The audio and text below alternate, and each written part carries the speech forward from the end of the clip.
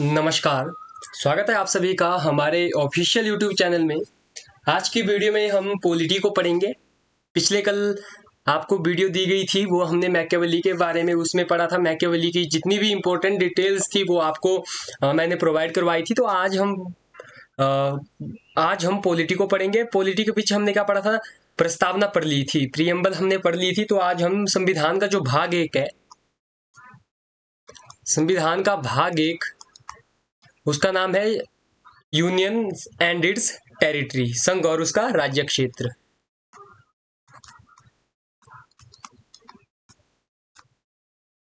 Time ज्यादा नहीं है अब यार, इसलिए कोशिश करूंगा दिन की 2-2 वीडियो, मतलब जितना हो पाए ना। राज्य क्षेत्र दिन की 2-2 वीडियो, 3 वीडियो, जितनी हो मेरे से हो पाएगा उतनी मैं आपको प्रोवाइड करवाऊंगा। और ये चलता है हमारा आर्टिकल 1 से लेकर आर्टिकल 4 तक में। और मैंने आपको बताया था कि याद करो यार, संविधान का भाग एक कौन कौन से आर्टिकल है। ठीक है, मतलब जैसे भाग एक 1 से 4, भाग 2 नागरिकता 5 से 11, 12 से 35, 35 से 51, 36 से कितना 51। ठीक है, ये सारी चीजें एक बार यार याद कर लो। फिर ये जो चीजें मैं बता रहा हूँ ना पॉलिटी की, यहाँ आपको आसानी रहेगी। कॉम्प्लिकेटेड कॉम्प्लिकेटेड टॉपिक आपको नहीं लगेगा फिर। ठीक है, ये चीजें आप पहले पढ़ के आओ, क्योंकि आपको जब मतलब आप एग्जाम देने बैठोगे आप पाओगे कि मैक्सिमम क्वेश्चन आपको यहीं से आएंगे, इंडियन पॉलिटी से। जितना हो सके घोल कर पी जाओ यार इसे। और मेरे भरोसे मत रहो ना यार कि मैं करवाऊंगा, खुद से याद कर लो यार। ठीक है, बाकी जितना मेरे से होगा वो मैं आपको दूंगा। तो सबसे पहले मैं बता दूं, जो कि आर्टिकल 1 है संविधान का, जो अनुच्छेद 1 है, वो कहता है India that is Bharat is union of states and territory. मतलब कि भारत राज्यों का संघ होगा। संघ, और इसको इंग्लिश में हम कहेंगे यूनियन। ये याद रखिएगा, अगर पेपर में गलती से आ गया तो इंग्लिश में देख लीजिएगा। ठीक है, यूनियन शब्द जहां पे होगा उसको टिक कीजिएगा। भारत राज्यों का संघ होगा। फिर वहीं आता है हमारा आर्टिकल 2। आर्टिकल 2 क्या कहता है? आर्टिकल 2 क्या करता है? शक्ति देता है कि नए राज्यों का निर्माण, नए राज्यों का प्रवेश या निर्माण या स्थापना, प्रवेश या निर्माण, ये शक्ति किसको देता है संविधान, संसद को। आर्टिकल 3 की बात कर लेते हैं जल्दी से। ये चीजें आप खुद पढ़ लीजिएगा एक बार यार, मैं समझाऊंगा आपको ये चीजें बस। आर्टिकल 3 कहता है वर्तमान राज्यों के नाम, सीमा, क्षेत्रफल इत्यादि में परिवर्तन।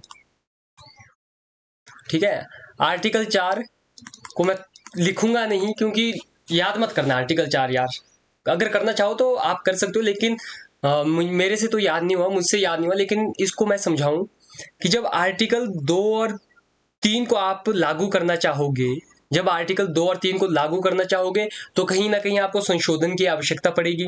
बिना संशोधन के तो भाई साहब संविधान में कुछ चीजें आप ऐड नहीं कर सकते, रिमूव नहीं कर सकते। तो ऐसे में कहा गया है कि आर्टिकल 2 और 3 में जो संशोधन होगा वो आर्टिकल 368 के तहत संशोधित नहीं होगा। मतलब वो संशोधन आर्टिकल 368 में जो प्रक्रिया दी गई है उसके अनुरूप नहीं होगा। तो कैसे होगा? तो ये होगा आपका साधारण बहुमत से, साधारण बहुमत से प्लस राष्ट्रपति की पूर्व अनुमति। समझेंगे, इनको भी समझेंगे, कोई इश्यू नहीं है। ठीक है, चलिए। चलो अच्छा, लास्ट पेज, चलो कोई टेंशन नहीं। चलिए अब आर्टिकल 1 के ऊपर थोड़ा आ जाते हैं। अब आर्टिकल 1 को डीपली पढ़ेंगे। क्या कहा था मैंने? यूनियन। ठीक है, भारत क्या है? राज्यों का संघ है। भारत राज्यों का यूनियन है। ठीक है, तो आर्टिकल 1 में आप एक और चीज याद रखिएगा कि आर्टिकल 1 में भारतीय क्षेत्र को जो है 3 श्रेणियों में बांटा गया है। आर्टिकल 1 में भारतीय क्षेत्र को 3 श्रेणी में डिवाइड किया गया है। ठीक है, पहली श्रेणी है राज्यों के क्षेत्र। दूसरा है आपका संघीय क्षेत्र यानी कि यूटी, जो केंद्र शासित प्रदेश होते हैं वो। और तीसरे पे आपका आता है अर्जित क्षेत्र।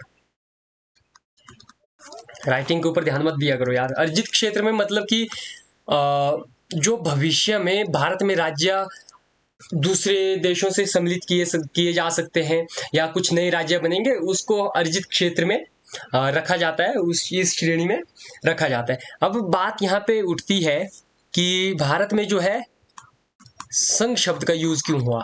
जो यूनियन शब्द मैं तब से कह रहा हूँ, इस शब्द का यूज क्यों हुआ, तो डॉक्टर जो आपके संविधान के पिता माने जाते हैं, डॉक्टर भीमराव अंबेडकर जी,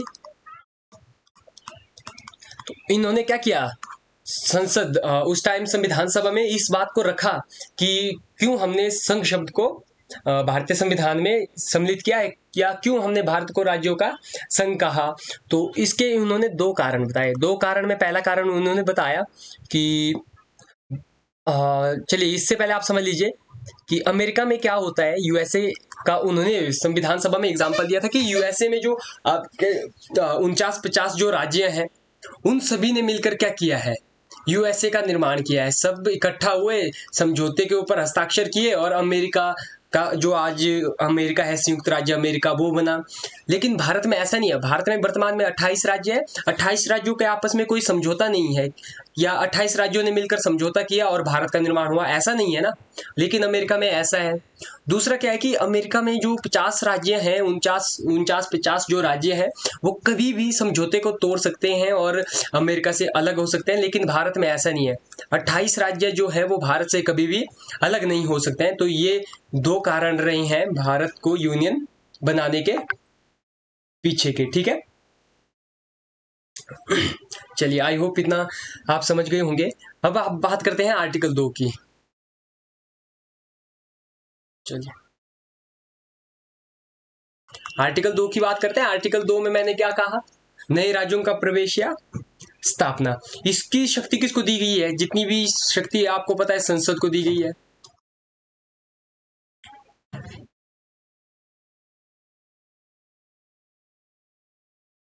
ठीक है, तो संसद को आर्टिकल 2 में दो प्रकार की शक्ति दी गई है। दो प्रकार की शक्ति क्या दी गई है, एक तो ये दी गई है कि वो नए राज्यों का गठन करे,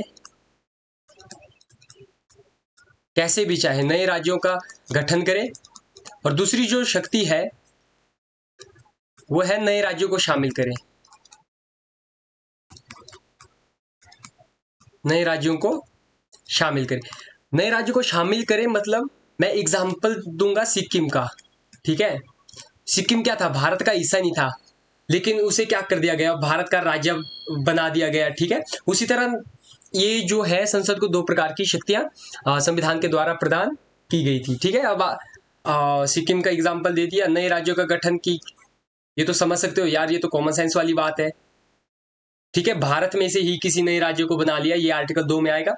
वहीं अगर बात करें आर्टिकल 3 की, तो संविधान का जो अनुच्छेद 3 कहता है, वो क्या कहता है कि जो भारत में नए राज्य है, मतलब माफ कीजिएगा, जो भारत के वर्तमान राज्य है, वर्तमान राज्य कितने, 28+8। ठीक है, 28 राज्य और 8 आपकी जो है यूटी है। इन 28 राज्यों या 8 यूटी में कुछ परिवर्तन करना है। एक राज्य का दो राज्य बनाने हैं, दो राज्यों का आपने एक राज्य बनाना है। मान लीजिए हम देखो एचपी के हैं। ठीक है, अगर लगता है संसद को कि पंजाब का जो कुछ क्षेत्र है वो हिमाचल को दे देना चाहिए, ये हिमाचल को दे देना चाहिए, तो वो हिमाचल को दे देंगे। ये सारी शक्ति किसको दी गई है, संसद को दी गई है। मतलब संसद जैसे हिमाचल प्रदेश का नाम बदलना चाहे संसद बदल सकती है, हिमाचल प्रदेश का क्षेत्र बदलना चाहे संसद बदल सकती है, लेकिन जो हिमाचल के मुख्यमंत्री है वो कुछ भी नहीं कर सकते। तो आर्टिकल 3 ये कहता है, जब आर्टिकल 3 आपका लागू होगा तो ऐसे में क्या होगा, जो संसद प्रस्ताव पारित करेगी, ये सारी चीजें आपको पता है, प्रस्ताव कहाँ जाएगा, उस पर्टिकुलर राज्य के विधानमंडल में जाएगा। ठीक है, विधानमंडल में जाएगा। अब विधानमंडल के पास एक निश्चित टाइम संसद देगी कि इतने दिनों के अंदर आप हमें अपनी राय दीजिएगा। बाकी राय का तो आपको पता है कि कुछ लेना देना संसद को नहीं होता है। संसद चाहे तो उसकी राय को लागू कर सकती है, नहीं तो उसे ऐसे ही खाली छोड़ सकती है। तो आर्टिकल 3 हो गया। तो आर्टिकल 4 का तो मैंने पहले भी समझाया था। देखो आर्टिकल 4 मैंने सीधा ही आपको बता दिया कि जब 2 और 3 का प्रोसीजर आपको समझ आ गया कि किसी राज्य का नाम बदलना है, संशोधन की आवश्यकता होगी, ठीक है। मान लीजिए 2 राज्यों का एक राज्य बनाना है, एक राज्यों से आपको 5 राज्य बनाने हैं, या कुछ भी करना है, नाम में परिवर्तन, सीमा में परिवर्तन, क्षेत्रफल में परिवर्तन, तो वो कैसे होगा? आर्टिकल 4 कहता है वो होगा साधारण बहुमत के द्वारा। साधारण बहुमत के द्वारा। पूर्व अनुमति होगी किसकी? राष्ट्रपति की। और जो ये संशोधन होगा ये आर्टिकल 368 के तहत जो है संशोधित नहीं होगा। जो अनुच्छेद 368 में संविधान को संशोधन करने की जो विधियां दी गई है उसके अनुरूप इसे संशोधित नहीं माना जाएगा, ठीक है। आई होप इतना समझ गए होंगे।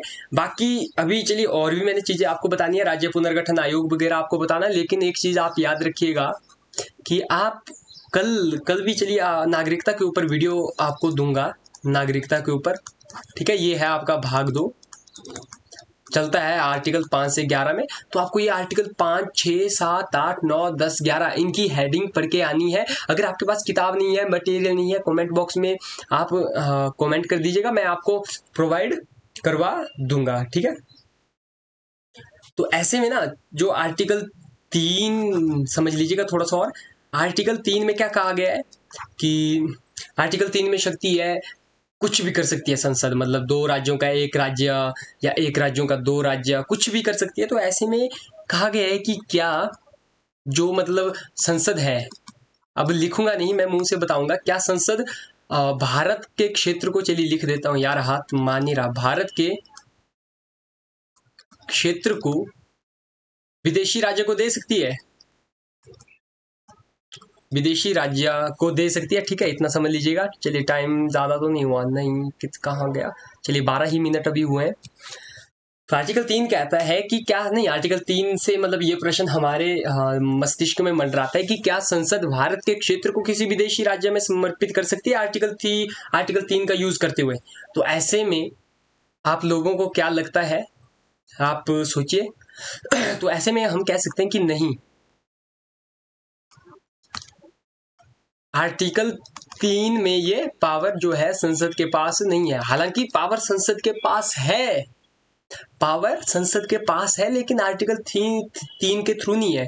क्योंकि देखो मान लीजिए हिमाचल प्रदेश, चलिए हम तो कभी चाहेंगे नहीं, मान लीजिए जो हिमाचल प्रदेश है वो मान लीजिए पाकिस्तान को देना है।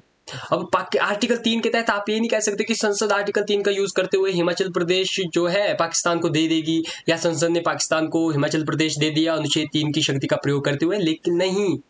तो हम ये कह सकते हैं कि संसद दे सकती है, संसद के पास शक्ति है, और वो है आपका आर्टिकल 368 के तहत, ठीक है। आर्टिकल 368 के तहत जो है संसद भारत के क्षेत्र को विदेशी राज्य को सौंप सकती है, लेकिन आर्टिकल 3 का यूज नहीं होगा। क्यों? आर्टिकल 3 में जो है संशोधन, आर्टिकल 3 में कुछ चेंजिंग होती है, वो होती है आपके साधारण बहुमत के द्वारा राष्ट्रपति की पूर्व अनुमति में। लेकिन आर्टिकल 368 में एक जटिल प्रक्रिया दी गई है, संविधान संशोधन के लिए एक जटिल प्रक्रिया दी गई है, और जो है बांग्लादेश के साथ सीमा साझा की थी भारत ने। 100वां संवैधानिक संशोधन हुआ था मे भी, ठीक है, 2015 के आसपास, ठीक है। चलिए अब ये सारी चीजें हमारी होगी, भाग 1 खत्म हो गया। लेकिन भाग 1 में हमारी कुछ चीजें बचती हैं जो मैं आपको थोड़ा सा बता दूं। तो 1947 के आसपास, चलिए आप 1947 में भारत क्या हुआ, आज़ादी हमें मिली। तो ऐसे में जो है भारत और पाकिस्तान जो है 2 हिस्से हो गए, ठीक है, इंडिया वर्सेस पाक। मैं शॉर्टकट में अपनी लैंग्वेज में आपको बता रहा हूँ, भारत और पाकिस्तान 2 क्या हुए, अलग अलग स्वतंत्र राज्य हुए, दोनों की अपनी अपनी संविधान सभाएं हुई। तो ऐसे में जो ब्रिटिश सरकार ने जो देशी रियासतें थी, देशी रियासतों को मतलब 2 ऑफर दिए कि या तो आप जो है, चलिए लिख लेता हूँ, देशी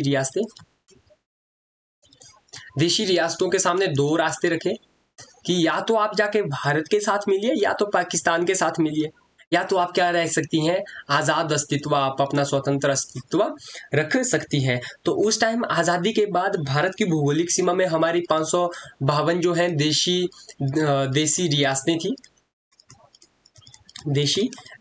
थी, और 552 में से जो आपकी 549 है, ये तो भारत में जो है आसानी से मतलब बिल्कुल जिसे कहते हैं ना कि भोली गाय, आसानी से ये भारत में शामिल हो गई। लेकिन 3 रियासतों ने थोड़े से नखरे बताए, ठीक है, 3 रियासतों ने थोड़े से नखरे बताए। ये जो नखरे वाली रियासतें थी ये उस टाइम थी हैदराबाद, अरे यार, जूनागढ़ और कश्मीर, ठीक है, हैदराबाद, जूनागढ़ और कश्मीर। बाद में तो चलिए मतलब सरदार पटेल, बीपी मेनन की सहायता से इन्हें भी भारत में शामिल किया गया। लेकिन हैदराबाद को जो है आपको पता है पुलिस कार्यवाही की गई थी, और जो ऑपरेशन पोलो आपका यहाँ पे चलाया गया था, ठीक है। फिर आपका जूनागढ़ आया, जूनागढ़ को जनमत संग्रह के द्वारा मिलाया गया था। ये चीजें आपने पढ़ रखी हैं यार पहले ही, जनमत संग्रह। और कश्मीर को तो आपको पता ही है, कश्मीर का मसला अभी तक हल नहीं हुआ। मसला देखो, मैं भी मसला कह रहा हूँ, कश्मीर का मुद्दा अभी भी हल नहीं हुआ। विलय पत्र के द्वारा भारत में इन्हें शामिल किया गया था। फिर जब आप भाग 6 पढ़ोगे, अभी टाइम तो चलो इनफ है हमारे पास, ओके ओके, थोड़ा सा मैं आपको थोड़ा सा और बता दूं ना, क्योंकि ये हम जब जब आप कितना भाग 6 पढ़ते हो ना, भाग 6 में आता है कि संविधान के भाग 6 जो होता है उसमें आता है कि भाग ख के राज्य, और वो निरस्त आगे लिखा होता है। उसके बारे में थोड़ा सा बाद में भी बताऊंगा, अभी थोड़ा थोड़ा मैं बताऊंगा। 1950 में जो है संविधान ने क्या किया, भारतीय संघ को जो है 4 भागों में मतलब 4 प्रकारों में वर्गीकृत किया। एक था आपका भाग क, एग्जाम के पॉइंट ऑफ व्यू से ये जरूरी नहीं है यार शायद, अब उनके ऊपर डिपेंड करता है, ठीक है। भाग क, भाग ख, आगे ग और घ, मतलब भाग क में राज्य, भाग ख में राज्य, भाग ग में राज्य, भाग घ में राज्य। भाग क में आपके टोटल 9 राज्य इन्होंने रखे थे।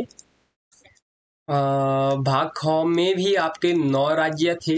भाग ग में आपके 10 राज्य थे, और भाग ख में, सॉरी माफ कीजिएगा, घ में आपका एकमात्र था अंडमान निकोबार द्वीप समूह, ठीक है। तो ये टोटल हो गए 9 9 18 10 28 1 29। टोटल उस टाइम कितने थे, 29 राज्य थे। उनको 4 हिस्सों में डिवाइड किया गया, भाग क, ख, ग और घ में। उन्होंने क्या किया, भाग क में उन राज्यों को रखा, किन्होंने, संविधान निर्माताओं ने भाग क में उन राज्यों को रखा ब्रिटिश भारत के जो राज्य थे, जिन पर ब्रिटिश जो है शासन चल रहा था, उनको सम्मिलित किया। अभी समझ आएगा, ठीक है। फिर ख में इन्होंने क्या किया, जिनमें राज्य विधानमंडल और साथ में राजा शासन कर रहे थे, ठीक है, राज्य विधानमंडल और राजा मिलकर शासन कर रहे थे, उनको भाग ख वाली श्रेणी में रखा। भाग ख में कहाँ रखा, जिन पे ब्रिटिश शासन कर रहा था, ब्रिटिश शासन प्रत्यक्ष रूप से शासन कर रहा था। और ग में मुख्य आयुक्त, हिमाचल जी एचपीजी के जब आप पढ़ते हो ना, वहां आता है मुख्य आयुक्त। भाग ग श्रेणी का राज्य हिमाचल प्रदेश कब से कब तक रहा, वो वाली चीजें यहाँ से हैं। मुख्य आयुक्त क्षेत्र रखा, और भाग ग में अंडमान को अकेला रख दिया गया, ठीक है। ये चीजें यहाँ से थी। और बाद में क्या किया गया, संशोधन किया गया। संशोधन में बाकी जो भाग ग और मतलब भाग क, ग और घ के जो राज्य हैं, इन्हें आपस में एक दूसरे में एडजस्ट कर दिया गया, और ये जो वर्गीकरण की पद्धति थी इसको समाप्त कर दिया गया, और भाग ख को तो पूरी तरह से समाप्त कर दिया गया। इसलिए जब आप वहां पढ़ते हो ना, तो ये चीज आप पढ़ोगे वहां पे, तो ये थोड़ा सा इसी में बताने वाली चीज थी। और हाँ, एक और चीज यहाँ पे इंपॉर्टेंट है कि जितना भी हम 28 राज्य प्लस 8 केंद्र शासित प्रदेश पढ़ते हैं, ये हमारे संविधान के भाग 1 के आर्टिकल 1 से लेकर 4 तक में है। और संविधान की जो पहली अनुसूची है उसमें ये सब आते हैं, ठीक है। संविधान की पहली अनुसूची में ये सब आते हैं। चलिए अब आगे हम पढ़ेंगे जो आयोग कुछ बनाए गए थे। चलिए कहाँ से, अरे यार 1 मिनट रुके, गिव मी 1 मिनट। चलिए ठीक है, अब हम पढ़ेंगे, जैसे सबसे पहले हम पढ़ लेते हैं धर आयोग को। ज्यादा कुछ आपको ना डीपली नहीं जाना है यार, एंट्रांस हम दे रहे हैं ना, एंट्रांस निकलेगा तब आप डीपली पढ़ लेना क्लासेस में। तो यहाँ पे हम डीपली तो बिल्कुल भी पढ़ने वाले नहीं है। तो धर आयोग के बारे में सबसे पहले पढ़ेंगे। धर आयोग का गठन हुआ था आपका जून 1948, जी जी जी, जून 1948 को क्या हुआ था, धर आयोग का गठन हुआ था। फिर सीधा ही यहाँ से आप पढ़ लीजिएगा, इसने अपनी रिपोर्ट दी थी इसने दिसंबर 1948 को, दिसंबर 1948 को, ठीक है। और इसने जो कहा था अपनी रिपोर्ट में, इसने कहा कि भाषा के आधार पर राज्यों का पुनर्गठन करना संभव नहीं है। ये point to be noted my Lord, ये मोस्ट इंपोर्टेंट है कि भाषा के आधार पर राज्यों का पुनर्गठन की मांग धर आयोग ने ठुकरा दी, और इसने सिफारिश की कि प्रशासनिक आधार पे क्या किया जाए, राज्यों का पुनर्गठन किया जाए। प्रशासनिक आधार को इसने क्या कर दिया गया, वरीयता दी, प्राथमिकता दी। प्रशासनिक आधार को, भाषा के आधार को क्या कर दिया गया, पूरी तरह से नकार दिया गया धर आयोग ने। एक बार फिर से पढ़िएगा, जून 1948 को क्या किया था इसने अपनी, सॉरी, इसका गठन हुआ था, एस के धर इसकी अध्यक्षता कर रहे थे। रिपोर्ट कब दी अपनी, दिसंबर 1948 को। भाषा के आधार पर क्या किया, राज्य के पुनर्गठन की मांग को पूरी तरह से इसने ठुकरा दिया था। चलिए अब आगे पढ़ते हैं। दूसरा आयोग जो हमारा आता है, तो धर आयोग के बाद आपकी जेवीपी समिति, जेवीपी समिति का गठन कांग्रेस के द्वारा किया गया। ये इसका गठन किया गया दिसंबर 1948 को, और इसमें 3 सदस्य थे। जे से आएगा आपका जवाहरलाल नेहरू, जे से क्या आएगा आपका जवाहरलाल नेहरू। पी से आएगा आपका पटेल, सरदार पटेल जो थे, जेवीपी। और नहीं, सॉरी, माफ कीजिएगा, वी से आपका पटेल आएगा, सरदार वल्लभ भाई पटेल। और जो पी से आएगा वहां पे आएगा आपका पट्टाभी सीतारमैया, पट्टाभी सीतारमैया, ठीक है। थोड़ा सा राइटिंग, थोड़ा सा क्या यार, राइटिंग में तो बहुत सारी प्रॉब्लम है ना। जे से जवाहरलाल नेहरू, वी से वल्लभ भाई पटेल, पी से पट्टाभी सीतारमैया। दिसंबर 1948 में जेबीपी समिति का गठन हुआ, तो इसने अपनी रिपोर्ट दी। चलिए थोड़ा सा हो जाएगा, चलिए हो रहा है सॉरी, ठीक है। जेबीपी समिति ने अपनी रिपोर्ट दी अप्रैल 1949 को, ठीक है। अप्रैल 1949 को जब रिपोर्ट दी, तो इन्होंने भी कहा कि भाषा के आधार पर राज्यों का पुनर्गठन नहीं होना चाहिए, ये इन्होंने कहा, ठीक है। सॉरी, हिचकियां मुझे बड़ी इस टाइम आ रही है, और यहाँ पे विडम्बना देखो, पानी भी मेरे पास नहीं है। चलिए, उसके बाद जो जेबीपी समिति के बाद ये हुआ, जैसे कि आपको पता है, आंध्र प्रदेश का गठन हुआ था, ठीक है।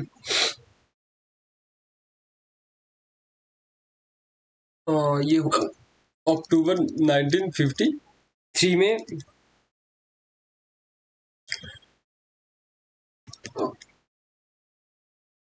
आंध्र प्रदेश का गठन हुआ, और किस आधार पर हुआ, ये हुआ आपका भाषा के आधार पर। भाषा के आधार पे क्यों सरकार मजबूर हुई, आपको पता है कि 56 दिन का क्या किए, 56 डेज की भूख हड़ताल की गई थी। किसके द्वारा,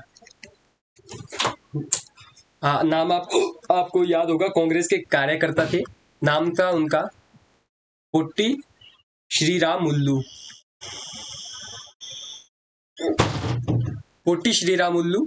इन्होंने क्या किया था, 56 दिन की हड़ताल की थी, और इनकी मृत्यु हो गई थी, जिसके दबाव में आकर सरकार को भाषा के आधार पर पहले राज्य का गठन करना पड़ा, वो था आपका आंध्र प्रदेश।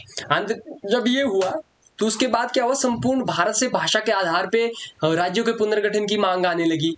तो ऐसे में सरकार ने परिस्थिति को नियंत्रित करने के लिए फजल अली आयोग का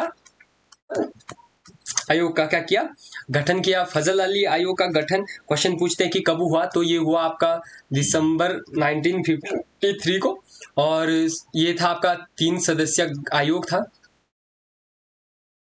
अध्यक्ष थे आपके फजल अली, और 2 अन्य सदस्य थे, एक थे आपके के एम पणिकर, और दूसरे थे तीसरे थे HN कुंजरू। ठीक है, ये 3 सदस्य फजल अली आयोग में थे। अब फजल अली आयोग ने रिपोर्ट दी अपनी समस्त भारत का भ्रमण करने के बाद, उन रिसर्च करने के बाद 1955 में इन्होंने अपनी रिपोर्ट दी। और रिपोर्ट में इन्होंने जो है भाषा के आधार पर गठन को क्या किया, स्वीकार किया। ठीक है, भाषा के आधार, रुकिए 1 मिनट का टाइम दीजिएगा।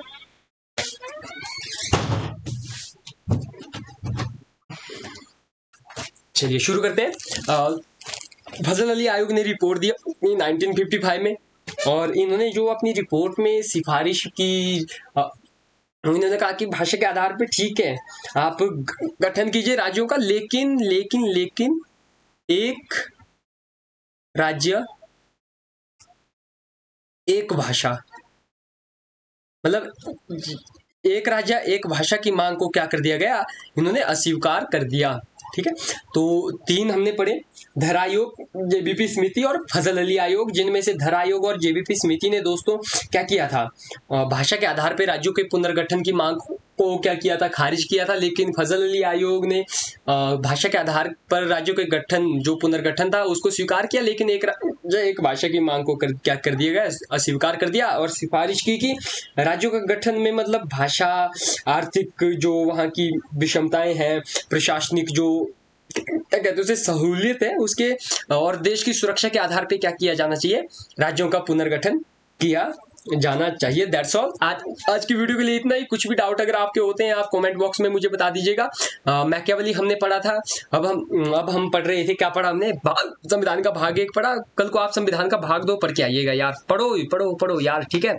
बाकी इसी के साथ ठीक है, थैंक यू सो मच।